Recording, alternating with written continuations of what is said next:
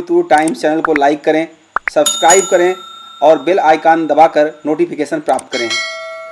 माननीय तिरुमाल डॉक्टर सूर्या बाली और सगा पाड़ीजान, इनके सम्मान में बजाएं जोरदार ताली, जोरदार ताली। हम सामान्य लोग सामान्य रूप से पैदा होने वाले लोग हैं, और जब पैदा हुए थे सर्वप्रथम पहला मानव जो इस धरती पे आया, इस जम्बू द्वीप पे आया, इस कोयामुरी द्वीप पे आया, तो वो कौन था? कोया था।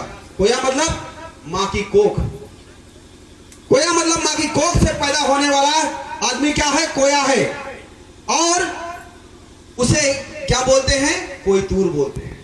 कोया तूर, तूर मतलब वंश, खून। नक्तुर होता ना, नक्तुर मतलब क्या? तो खून, रक्त। तो कहते हैं हमारा खून है। तो ऐसा ही कोया का तूर जो है, कोयतूर मतलब हम लोग कोयतूर हैं। किसके? उस कोया को जो पहले पैदा हुआ था। तो उस कोया को पैदा होने के बाद हम पहुंचे तो हम लोग कोयतूर हुए। कौन हुए? हम कोयतूर हैं। क्यों? क्योंकि हमारा बाप कोख से पैदा हुआ था, हमारा बाप पत्थर से नहीं पैदा हुआ था भाई। तो हम जो कोख से पैदा हुए हैं उनके वंशज हैं, जिनके हाथ से पैदा हुए हैं, पैर से पैदा हुए हैं, मुंह से पैदा हुए हैं, नाक से पैदा हुए हैं, जमीन से पैदा हुए हैं, पानी से पैदा हुए हैं, घड़े से पैदा हुए हैं, पसीने से पैदा करे हुए हैं, थूक से पैदा हुए हैं, मल से पैदा हुए हैं। उनके भैया वंशज हम नहीं। समझे मेरी बात? हम कौन हैं? जो माँ की कोख से पैदा हुए हैं उनके वंशज हैं। तो क्या हुए हम? कोयतूर। जब कोयतूर होंगे तो कोयतूरों का एक देश होगा भाई, उनका समाज होगा ना। तो जो उनका देश था उसका नाम था कोयामर्री द्वीप। इस देश का भारत भी नाम है, इंडिया नाम है ना। इससे पहले इस देश का नाम, जब कोयतूर यहाँ केवल थे तो इसका नाम था कोयामर्री द्वीप। कोयामर्री द्वीप मतलब, कोया मतलब जो माँ की कोख से पैदा हो, मर्री मतलब वो जानते हैं आप, पारसी में मर्री मतलब लड़का। तो जो लड़का, जो औलाद पैदा हुई कहां से? माँ से, कोख से, उनका देश है ये। पत्थर से पैदा होने वाले, मलमूत्र से पैदा होने वालों का देश नहीं है। इसीलिए इसका नाम था कोयामर्री द्वीप। और जब लोग हैं यहाँ पर, कोया लोग हैं, कोयतूर हैं, तो उनका कोई न कोई धर्म भी होगा, कोई न कोई मजहब होगा, कोई न कोई तरीका होगा।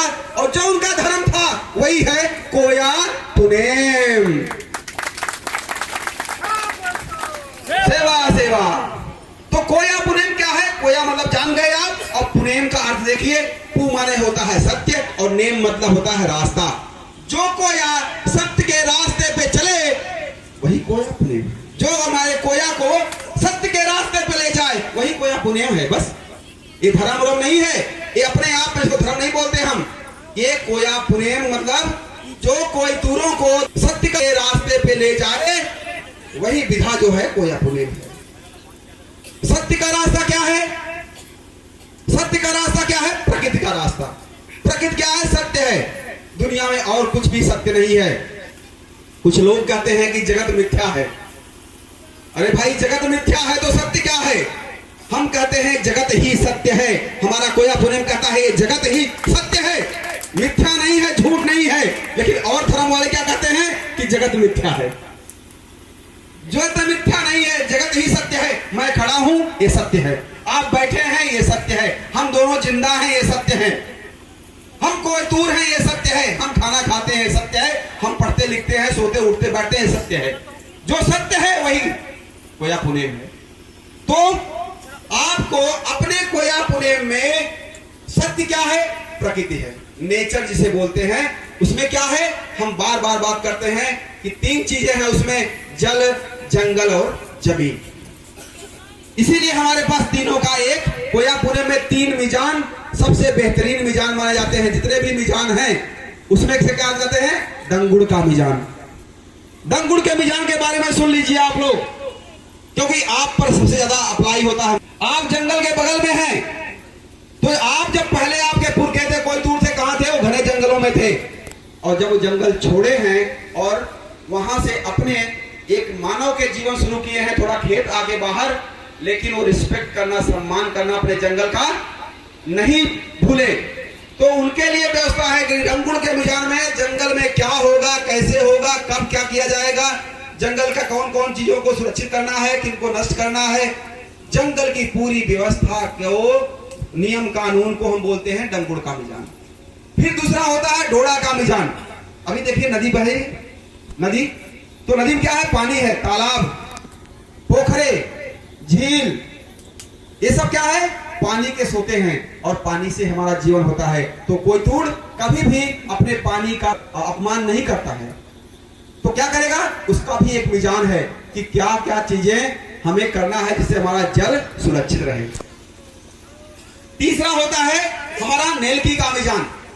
नेल क्या समझते हैं? खेती। नेल की मतलब खेत में जो खेत है, जैसे जमीन में हम काम करते हैं ना, उस जमीन से ही हम अन्न पैदा करते हैं और उसी अन्न पैदा करने की व्यवस्था में हमारे पास दो मुख्य फसलें होती हैं, जो भी कड़ोपे जी ने बताया, एक उन्हारी की, एक सियारी की। और सियारी की फसल होती है वंजी, जिससे आप नूका निकालते हो, चावल, और इस नूका से आपका जीवन चलता है। मुख्य भोजन आपका क्या है? वंजी है, धान है, चावल है। और इस चावल का जब से हम बोते हैं और जब से काटते हैं, उनके बीच का जो कुछ कार्यक्रम है उसको हम सम्मान देते हैं। इसी बीच में इन फसल के उगाने में जिन जिन लोगों का सहयोग होता है उनका भी सम्मान करते हैं। इस फसल पे जो लोग आश्रित होते हैं उनका भी सम्मान करते हैं।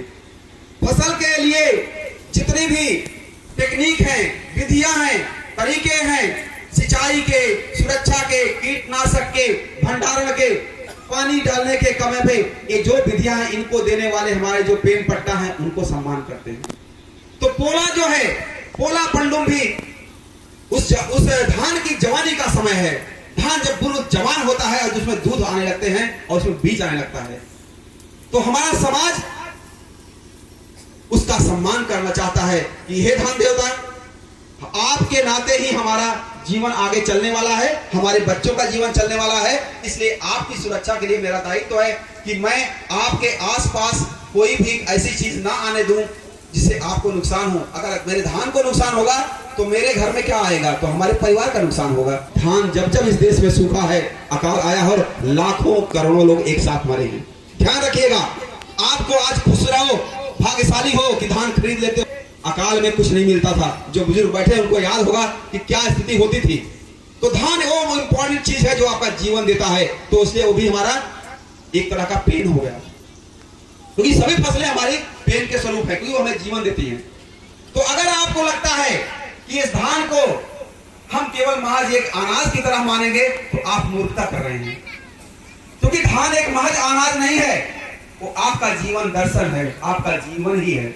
और उस जीवन के लिए आपको हर कुछ करना चाहिए जिससे आपको जीवन है। अगर धान नहीं सुरक्षित है तो आप सुरक्षित नहीं है। आज मैं कह दे रहा हूं, अगर आप ये सोचते हो नौकरी करके आप सुरक्षित हो गए, डॉक्टर, इंजीनियर, IAS, PCS बन के आप सुरक्षित हो गए, तो माफ करिएगा कि वो भी यही धान ही खाते हैं।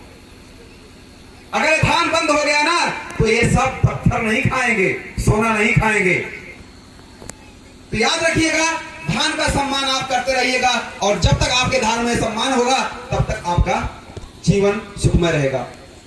आइए हम एक कदम और आगे बढ़ते हैं। अब इस धान के सम्मान के साथ साथ आप किसका और सम्मान करते हो? अपने बच्चों का, अपने बैलों का। बैल कौन है? जो आपके इस धान के उगाने के लिए पूरी तरह से खेतों की जुताई किए, खेतों में अपना खून पसीना बहाए आपके साथ, और उसके नाते धान की फसल हुई है, तो उनको भी सम्मान देना है। तो पोला में मुख्यतः उनका भी सम्मान किया जाता है। उनको आप नहलाते हैं, धुलाते हैं, रंगते हैं, उनको घूंघट घंटी पहनाते हैं, उनको सूखे जगह पे रखते हैं, उनको खिचड़ी खिलाते हैं, अपना जो पका हुआ भोजन खिलाते हैं। जनरली बैलों को हम पका भोजन नहीं खिलाते हैं, लेकिन पोला के दिन हम बैलों को पका हुआ भोजन खिलाते हैं, खिचड़ी। तो बैलों का भी सम्मान करते हैं। और साथ में हमारे साथ कुछ बच्चे, कोई पुंगार जो गेड़ी पे चल रहे थे कुछ दिन पहले, 1 महीने से जीवती पट्टुम से लेके इस पोला तक, अमावस्या से अमावस्या तक, तो उस गेड़ी के सारने का समय होता है कि बरसात धीरे धीरे खत्म होने लगती है और उस गेड़ी को काम अब खत्म हो चुका है, अब उसको भी रख देना है। तो उसका भी क्या करते हैं, हम पेड़ पे टांग देते हैं या नदी में बहा देते हैं या कहीं पर पेन खाना में रख देते हैं, तो उसका भी सम्मान होता है। अब गेड़ी के क्यों रख दिया?